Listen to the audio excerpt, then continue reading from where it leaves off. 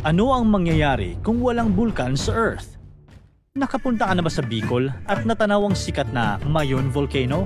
Kilala ito bilang Magayon dahil sa perfect cone shape na parang masterpiece ng kalikasan. Pero sa likod ng kagandahan nito, may banta ng pagsabog na maaaring magdulot ng trahedya. Pero teka, naisipan mo na ba kung ano ang mangyayari kung walang bulkan sa mundo? Mas safe kaya? O baka mas malala ang mga magiging problema? Tara, pag-usapan natin yan. Bukod sa ideya ng marami na ang mga bulkan ay parang ice cream cone na color green at may lava sa ilalim, marami pa tayong dapat malaman tungkol sa kanila. Ang bulkan ay isang butas sa ibabaw ng mundo kung saan lumalabas ang lava, abo at gas mula sa ilalim ng lupa.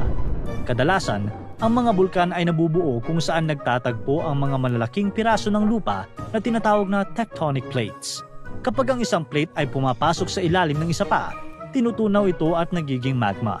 Ang magma na ito ay naiipon sa isang chamber at kapag napakalakas na ng pressure, sumasabog ito palabas bilang lava. Sa paglipas ng panahon, ang lava ay lumalamig at tumitigas na siyang bumubuo ng bundok na korteng cone. Pero syempre, may iba't ibang itsura pa rin naman ang mga bulkan, kabilang ang mga shield volcanoes na may malapad na anyo at mga cinder cones na maliit at matarik. Kaya sa Pilipinas, sikat din ang Taal Volcano dahil sa unique look nitong bilang island sa loob ng lawa. Sa isang complex volcano na may maraming craters at vents.